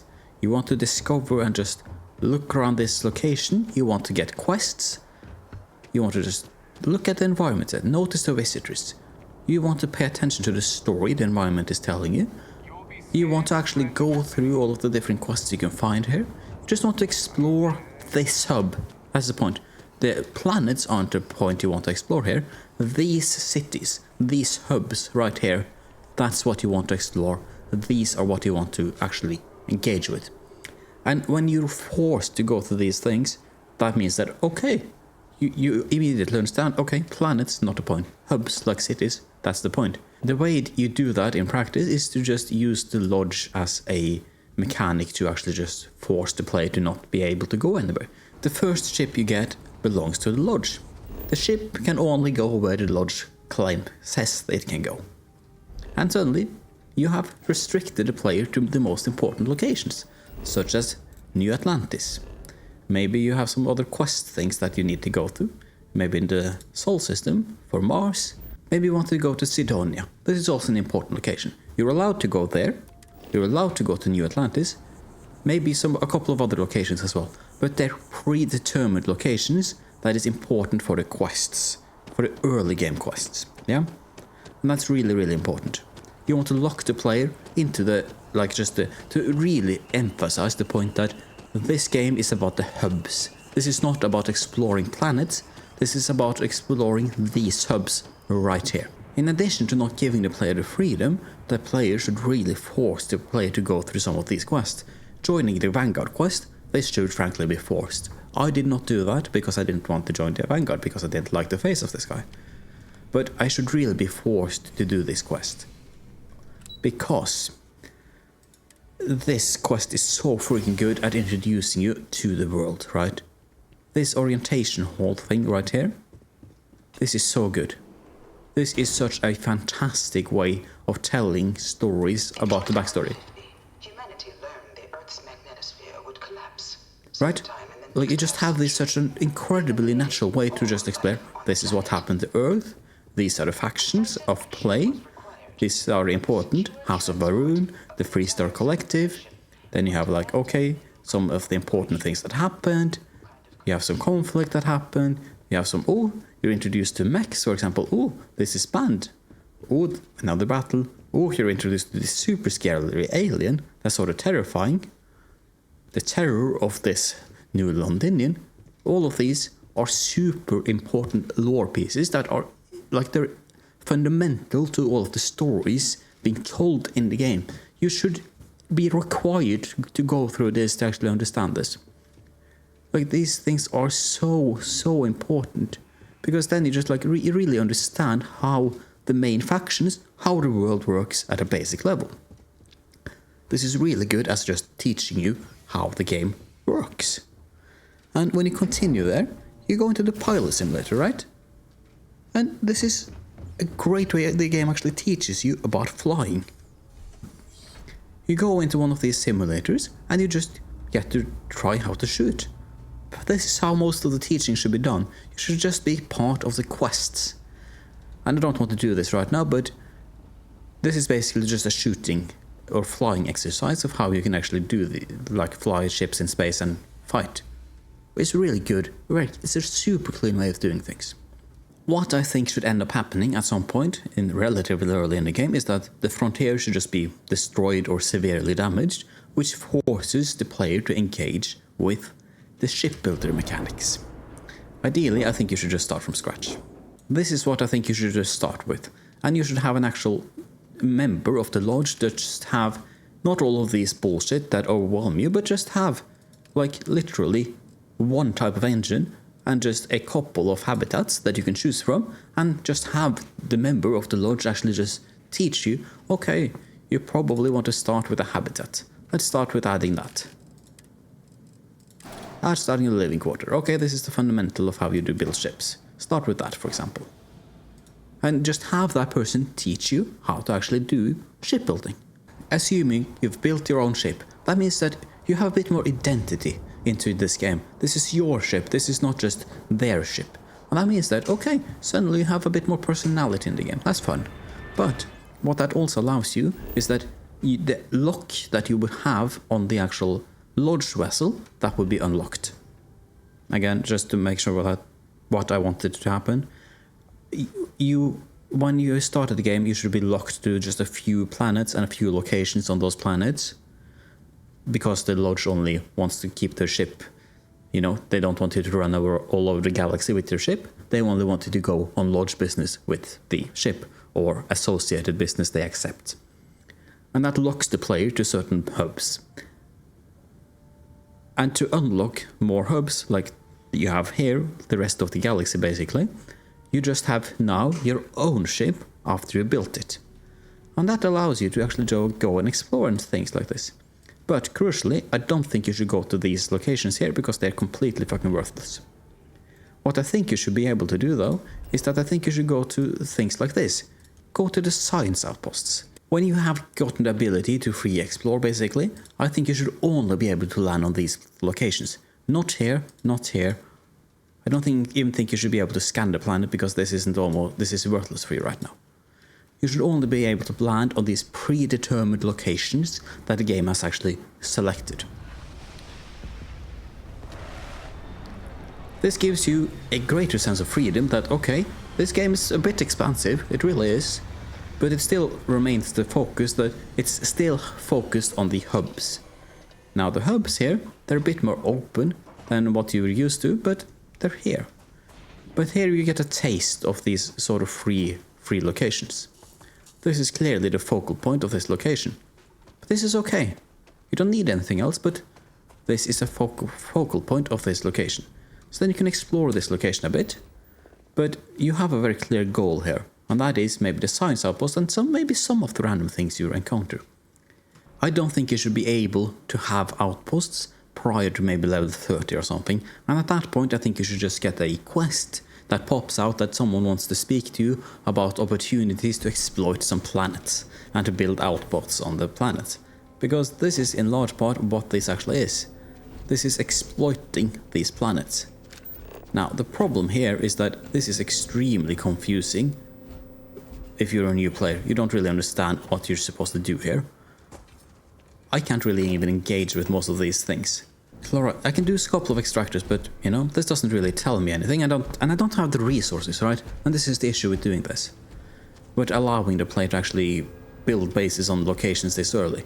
They don't have the resources. They don't really understand what is good, what is bad. I haven't really engaged with this system that much, so I don't really understand what's the good part to do here. I assume that I want to use some sort of simple fabricator, but like, I have no idea where to get zero wire, for example, or where to get tungsten. Like, what's the good way of actually getting these sort of things? What's the actual game loop I want to do to actually complete these sort of things? I don't know. The game hasn't taught me. And I could easily engage with this system, like probably within the first step. I just randomly go up from a planet and just land on a planet that is habitable for these types of outposts. I could just be met with this system straight in my face. And that is really, really bad. Like, this outpost system, it sucks to engage with for the first time. And especially when you don't have resources. So that means you should not be able to engage with it. This should be locked, like hard locked behind the end game of this game. You should not be able to engage with the general exploration of these free locations right here. Because, frankly, this right here, these environments, like the entire exploration of just exploring these things, they're by far and away the worst part of a game. Like, it's not even close to how bad they are compared to everything else. Like, they're good if you actually really enjoy Starfield as a game. If you enjoy just watching up the sky, like, this is beautiful, right? And if you just like to have something to grind for, something to just do, like, yeah, the outposts work really well for that purpose. But that is really what Starfield is at the end. It is about the sort of MMO grind set. It's about grinding your outposts, it's about grinding your vessel, it's about grinding your levels for the combat, it is about getting better gear, better weapons. That's a big part of the game, eventually. And that is fine. I don't mind having the core gameplay loop and core gameplay systems being actual progression and grind based. This works great in a lot of ways. But if you actually just have a quest that explicitly states that I have an opportunity for your dear player to exploit planets for their resources, such that you can make money and get better gear and build better ships.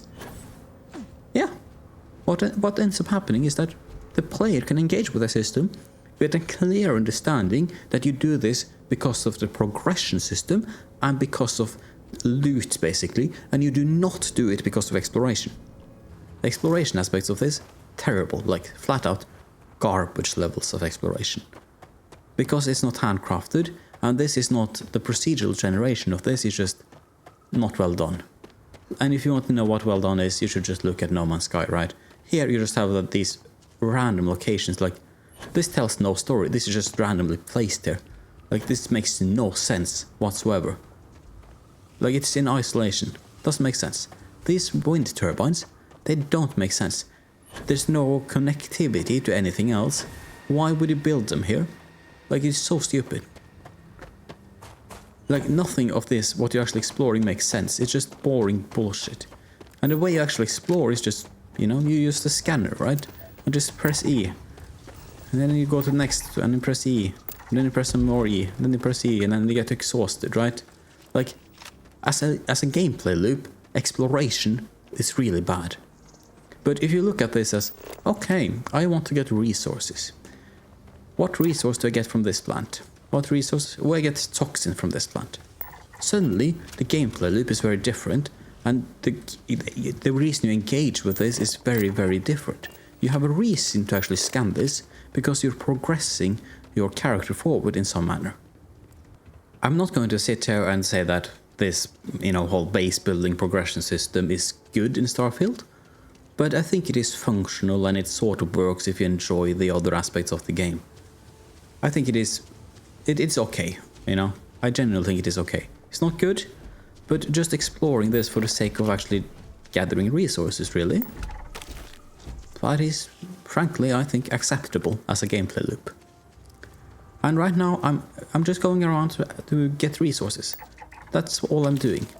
It's not a great gameplay loop, but it's like, it makes sense if nothing else. I'm not here because I want to explore, I'm here because I want to rob this world of all of its resources. That's a very different mindset, right? And if you actually get access to this system quite late, you understand that you're not here to explore, you're here to rob this world of resources. You have a very clear understanding that this is a hub. It's a hub in a square format instead, but it is a hub nonetheless. And if you actually did this through a quest thing, what you can actually do is that you can see that this is a square. You can justify this square in-game by just saying that, okay, the authorities, whoever they might be, have delegated this square of land to your exploration, or exploitation rather, of the land, of the planet. It's that simple. You just hide the engine's flaws behind, this is your exploitation area. You can't move. If you move outside of this, you will get shot. That is just a way you can actually tie the entire thing, the gameplay, the technical limitations, together with the story that's being told. And that means that the entire experience is just a lot better. And you haven't changed any of the real gameplay here. All you've really done is change how the player interacts with it. And I really want to highlight that's the point I'm trying to get across. This is only the way you interact with this. This doesn't change the fundamental aspect of what this game is and what it is not. It's never going to be exploration, this sort of thing. This is about gathering resources. This is about going around the planets here, manually collecting things, and eventually setting up bases to automate it. That is what these things are. It's not about exploration. Everything that touches the resource systems and the planet exploration or the procedural generation or interaction with the planets is quite bad in Starfield. And it's one of these few things that Starfield can't fix by fixing the UI and UX issues. These issues with these entire planets, the way that you interact with the resources, they are fundamental issues with the actual gameplay mechanics themselves. The basic issues are really that you don't have a very good transition between the different resources, you don't have really any use for all of these resources, and you don't have enough content, basically. That's really the fundamental issue. Because these systems are the furthest away we are from a completed and well fleshed out system, I think the player should be prevented from interacting with what is essentially the worst aspect of Starfield before the end game. I don't know what level that will be, but 30, for example, might be a good point to allow the player to interact with this, because at that point the player has interacted a lot with Starfield and understands a lot of what the game is. And that is really the point of this onboarding thing, where I want to just put this bad shit behind a barrier. I want to remove this from the player's perception as much as possible. This can be something that the game can showcase to the player at a later stage, but then you wouldn't have the massive issues of people interacting with the system before they should. Which is never, honestly. But then it's much more of an optional thing. By putting this system behind a barrier such as level 30 and a quest, that means that the players don't need to interact with the worst part of Starfield, which are these planets and the outpost and the resource system. But let me be clear, like, the actual procedural generation of these planets and the way that the planets move and the stars in the background, the visuals and the presentation is really good. So there is absolutely something to be done here.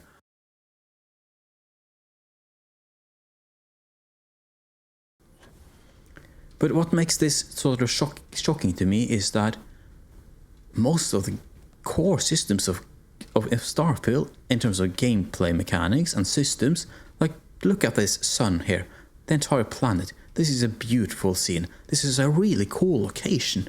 They've done a lot of good work here. But it's just hidden under this pile of shit that is user interfaces and just confusing and shit ways of interacting with the world. It just sucks so much. I'd like to use the Steam reviews as a just metric of how good a game is. Currently Starfield sits at about 60%. And I think that if you have a team of maybe 5 to 10 developers and give them a year, and by the way, I think that Starfield had about 500 people working on it at the full production for a couple of years or several years. So 5 to 10 people is like 1 to 2% of that workforce. It's very, very small. But even so, you give a small team of competent UX and UI designer pretty much reins to just fix all of the issues I've just had. I think the game is basically fixed within a year of development. I think it is genuinely relatively easy to fix Starfield. That might surprise you that I think that, but the core things such as the planet here, this really works. They've done the work, the foundational work. It's just that engaging with things like this is a horrible interface. It absolutely sucks ass to interact with. Finding this outpost that has aluminum and iron connected at the same location, that took me probably the better part of an hour and 10 trials and just randomly going about this planet. That really sucked as an experience. There's an enormous, truly an enormous amount of issues with Starfield, but it's more like a ridiculous amount of small issues such as this menu. And just look at how much better this modded version of Starfield is. It's ridiculous how much better this is, and this is just modded. This is not especially hard to do for a developer.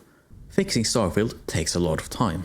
It takes a lot of effort, but it's not because you need to rework the entire ship system here. This system at its core, quite good honestly.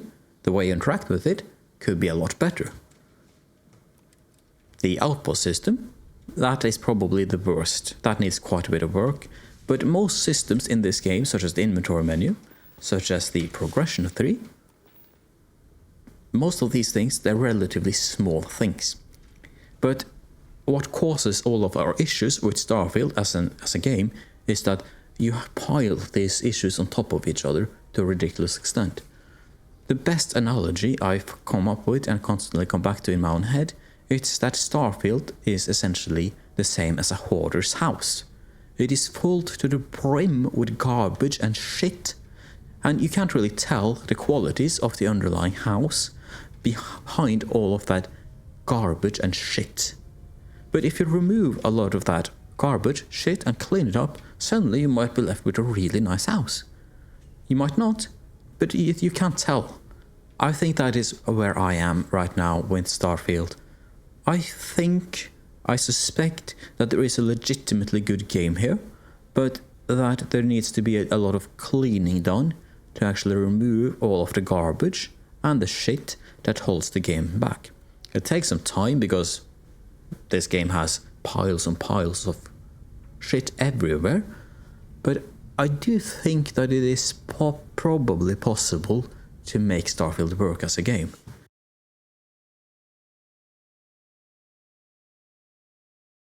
There are a ton of issues I've not talked about in this video, such as this stealth issue here, right? I'm in stealth, I do sneak attack while they attack me. this is ridiculous, right? Doesn't make any sense. I've not talked about how ridiculously bad this menu here is, for example. How ridiculously complicated this entire, like, and nonsensical this menu is. I could go on for hours and hours discussing every little small thing that Starfield does wrong when it comes to user UI and UX design. There are just so much. It is really a mountain of shit. I hope you understand a bit more about what people mean by UI and UX design, and how ridiculously important it is to make a game and make an experience that is easy, seamless and intuitive to interact with, one that just makes sense, one that is easy to learn. And I hope you understand my point of view of how this is really not the case of Starfield, and why this issue with UX and UI is the reason Starfield sucks as a game primarily. There might be a good game beneath this, like these game systems of the planetary motions, really cool, but it doesn't really matter because it sucks ass to interact with. And I hope you got something out of this video. Thank you for watching.